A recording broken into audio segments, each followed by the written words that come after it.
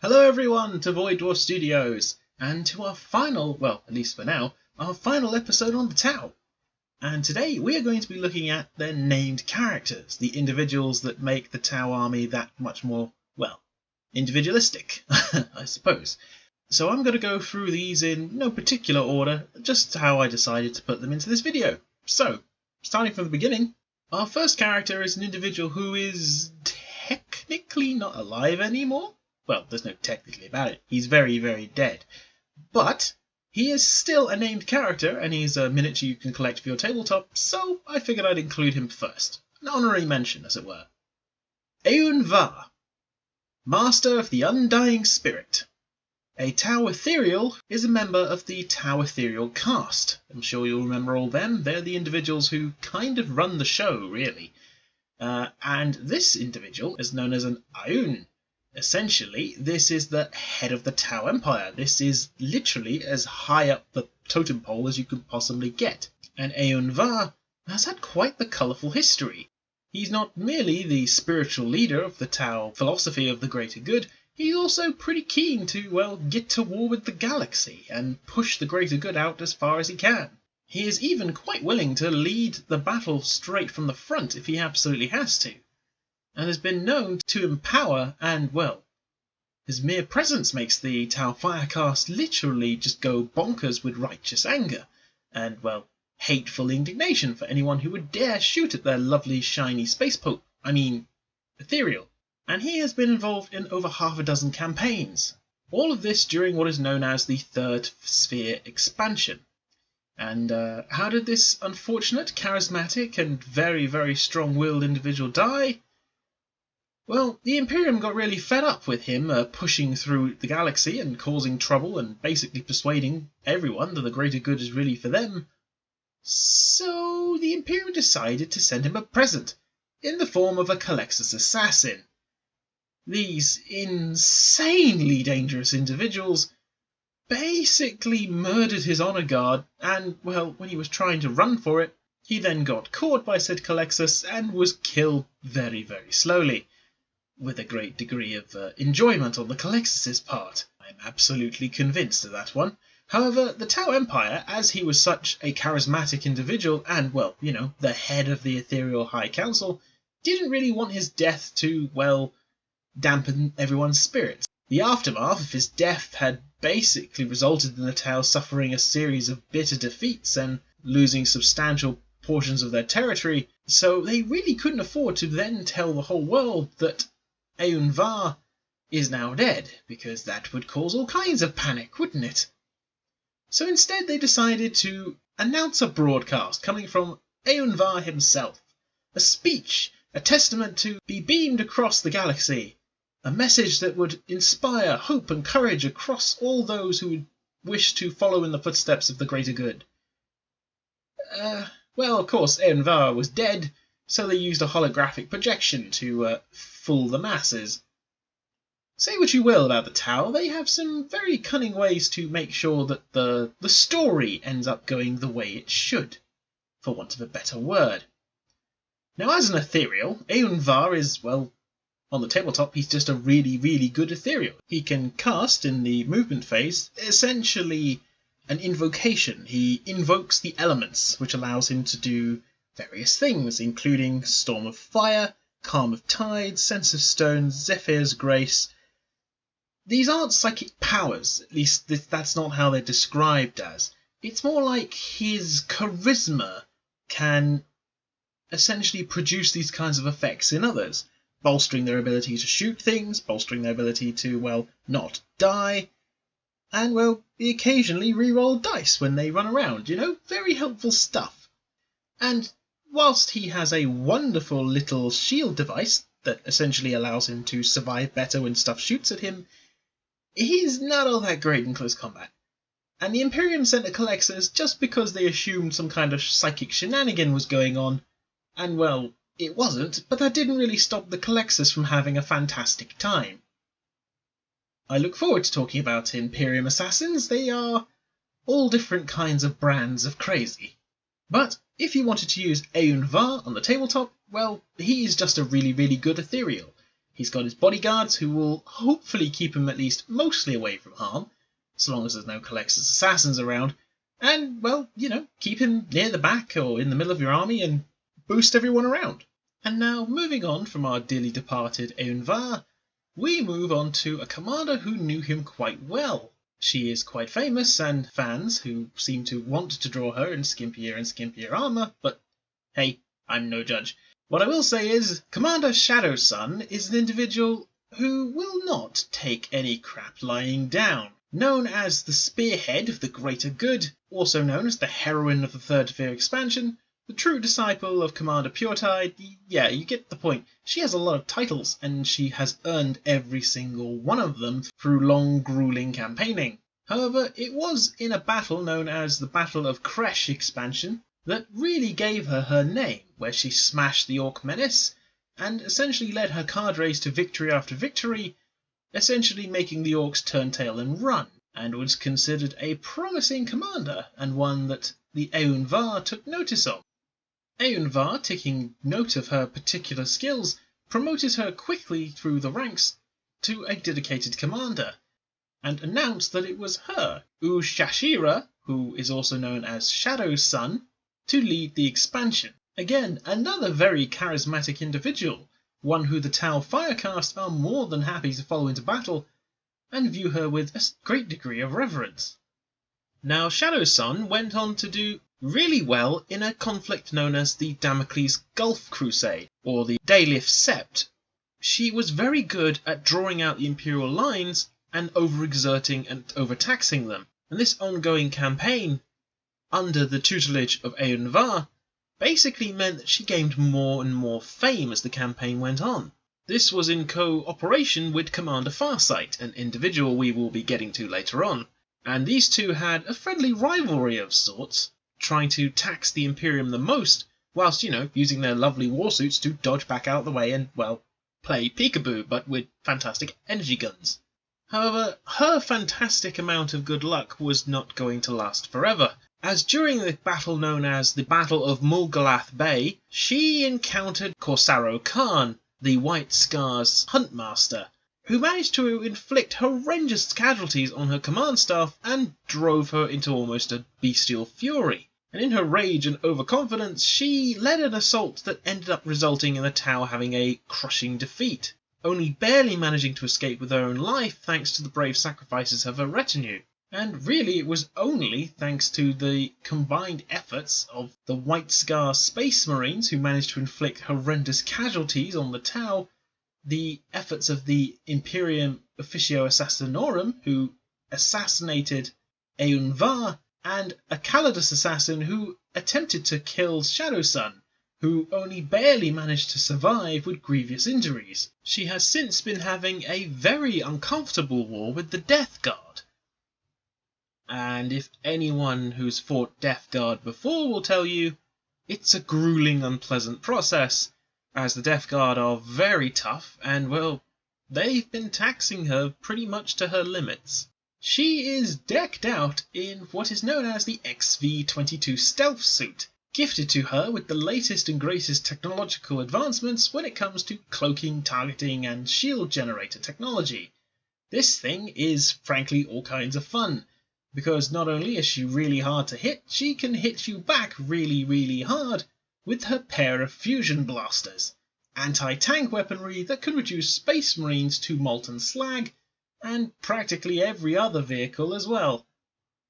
And just in case you thought you might be able to get the better of her with a very, very precise shot with, say, a las cannon, well, she also has a pair of shield drones that, well, absorb that kind of nonsense so you don't take her out of the fight really quickly. Commander Shadowsun is an efficient commander who believes very, very fervently to put herself in the place she is needed the most, and when it comes to using her on the tabletop, she is a really, really good commander, and because of her stealth suit technology, you can send her with your various other Tau stealth suits around the back, or just, advance forward, laughing as you go, because it's really, really hard to shoot them, and then make absolute mincemeat of everything once they're within shooting range, and, well, go home for tea and biscuits. Our next individual known as Dark Strider to the Imperium, or Sub-Commander El Miyamoto to the Tau, he is kind of the unconventional commander, whilst Commander Shadowsun a bit of a stickler for the rules. Dark Strider excels at attacking people from unexpected angles and using the very element of surprise to his advantage. He is known to be quite unpopular with various other Tau commanders as he is borderline insubordinate, a very unusual trait for a Tau, as typically a Tau will follow orders from an ethereal or a commander without any question or thought whatsoever. However, because Dark Strider has consistently managed to get results, no one so far has brought him up on it, or at least not officially at least. He has led his warriors in many dangerous and borderline suicidal situations, but has always managed to bring the majority of them back alive, although the same could not necessarily be said at the Battle of Mulgalaf Bay. During the Third Sphere expansion, as previously talked about, where Commander Shadowsun and Aunva were taking part, Dark Strider was instrumental in locating and eliminating a Vindikar assassin who was attempting to kill Commander Farsight. In order to do this, Dark Strider basically had to weave his Pathfinder team through an old refinery, carefully making sure that they weren't followed and destroying the odd White Scar bike patrol as they go, but they were unable to get to the assassin in time to stop him from placing a well-targeted shot, a shot that passed through its force field and destroyed its shield generator.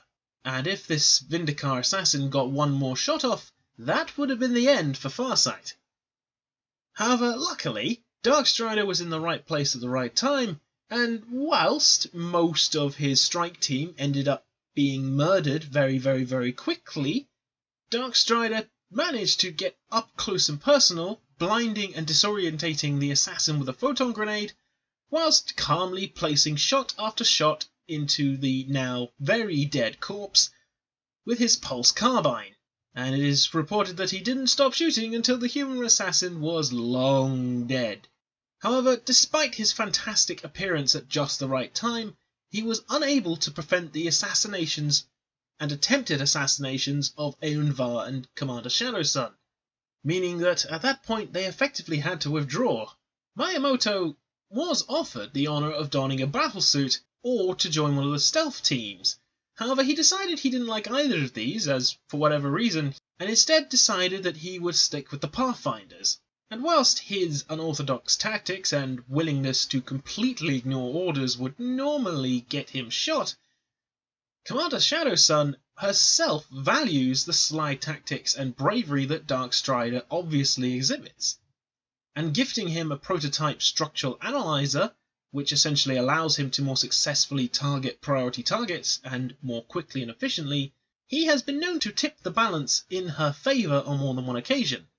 It's just in this instance he unfortunately couldn't be in 3 separate places at once, and has since then been trying to aid Shadowsun in the campaign against the Death Guard. Now on the tabletop, Dark Strider is effectively a really good Pathfinder. He's armed with the Pulse Carbine, which is a decent enough weapon, but in addition he has the photon grenades and he's also equipped with a marker light.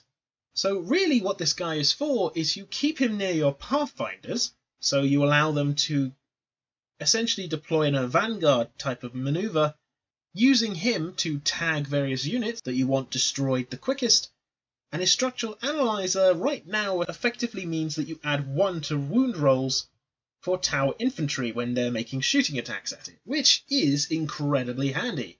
And with a really good ballistic skill and pretty decent number of wounds, he's going to stick around for a fair amount of time. He is definitely a character you do not want anywhere near a close combat because, well, Tau, duh. And that is why his ability Fighting Retreat is fantastic. It means that you can basically fall back and keep on shooting. A maddeningly annoying tactic at the best of times, and it means that if you did get caught in a combat, you can just back up. So long as Dark Strider is nearby, you can back up and shoot again.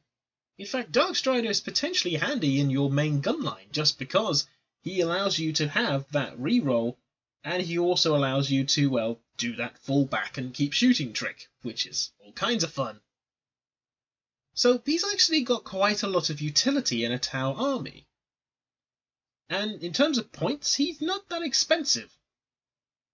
So really the best place for him is wherever you want him. He's surprisingly good all round, all over the place. Just, don't get him killed in close combat because, well, Tau, close combat really isn't their forte.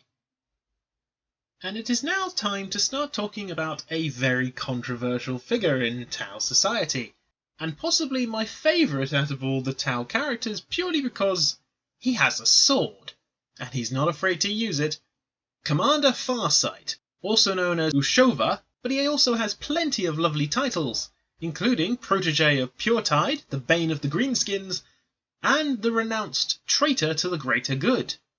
He is, at the present moment in time, a renegade. He has started up his own colony known as the Farsight Enclave in an area of space known as Segmentum Ultima, relatively close to the Imperium and relatively close to the Tau Empire, so he's in a very interesting point in the galaxy right now.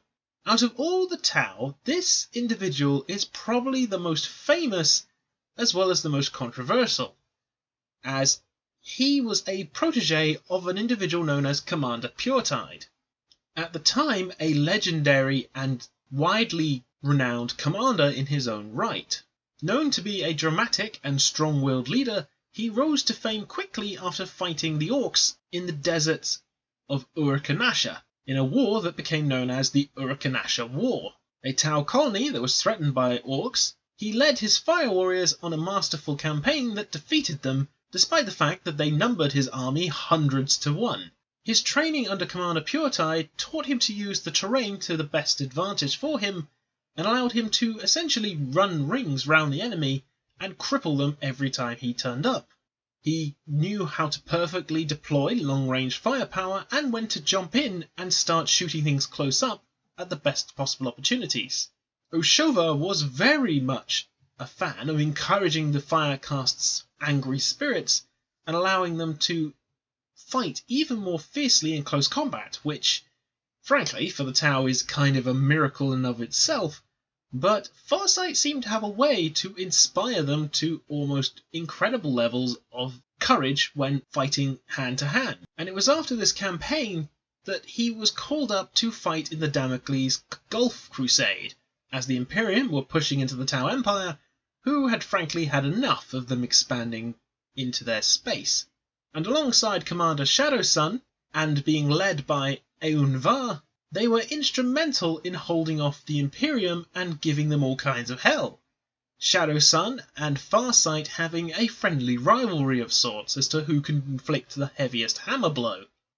However, the Damocles Gulf Crusade ended in essentially a stalemate, after the Ethereals ordered a truce between the Imperium and the Tau Empire, basically coming to the realization that they have only fought the tiniest fraction of its might.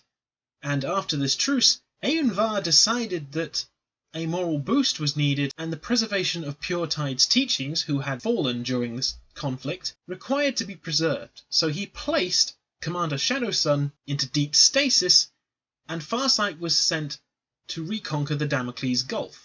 In fact, his incredible list of victories and the growing bitterness that Farsight was feeling, as he personally believed that the Ethereals were not supporting his expeditions effectively, led the Ethereal Council to start debating whether or not they might wish to appoint a new leader, and perhaps distance from the more decorated campaigns. Even Aunva started to come to the conclusion that it would be best if Farsight was recalled and a new commander to replace him. However, a certain artifact during a battle on Arthas Moloch changed Farsight's entire future. Unknown to the Tau at this point, this world was purged by a Space Marine chapter known as the Scythes of the Emperor in the 39th millennium, and initially Farsight came here to drive the Orcs further away from the Tau Empire. The Tau forces engaged an enemy that they had not encountered before and were unaccustomed to battling with. Undeterred, however, Farsight weathered these attacks and managed to pull together his army and lead counterattacks. The mysterious force they were fighting were in fact chaos demons, entities that the Tau had never encountered before, and upon learning from the Ethereals that chaos exists, Commander Farsight was quite shaken. The experience of fighting the demonic hordes of the Materium shook him to his core. Once this world was cleansed, Farsight pushed ever further onwards and continuously ignored protocol, the guidance of the Ethereals. In fact, at this point, it was so long since a reply was received from Farsight that the various Septs believed that he must have died fighting the Orcs on a distant planet. And there was a great degree of loss and genuine mourning for their lost hero. However, Farsight was far from dead. He had instead decided that now was the time to break off from the Ethereals, with his very experienced army to set up heavily fortified strongholds on some frontier worlds. This was on the far side of what was known as the Damocles Gulf, which he called the Farsight Enclave. It's interesting to note this because this would mean, at present time, Farsight is almost 300 years old, a far longer lifespan than the average Tau. The truth lies in the artifact that was found on Arthas Moloch, known as the Dawnblade, a weapon capable of drawing the life from things that it kills, allowing the wielder who takes it to, well, live far longer and a far more unnatural lifespan.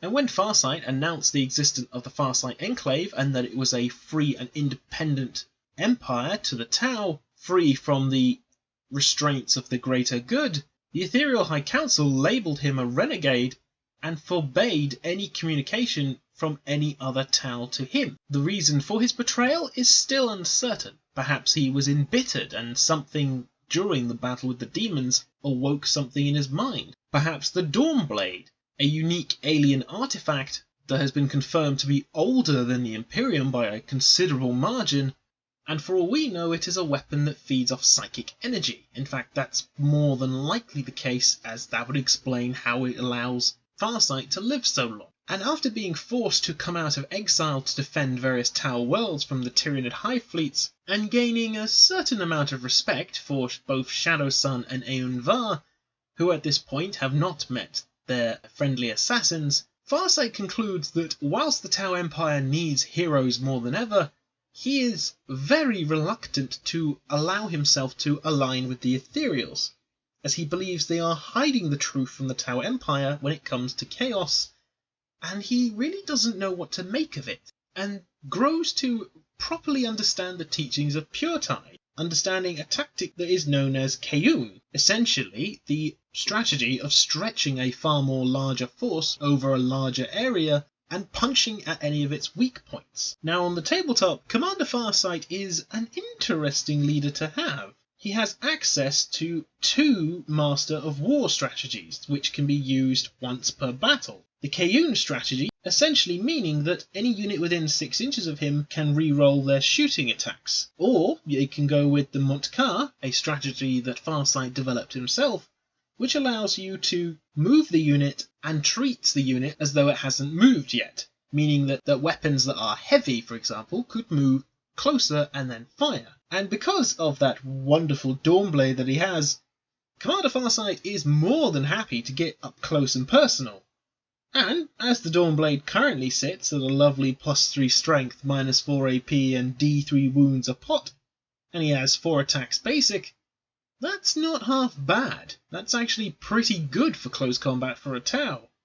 And he's hitting on 2s, so he's going to hit you fairly well. And he gets to re-roll failed hit rolls of 1.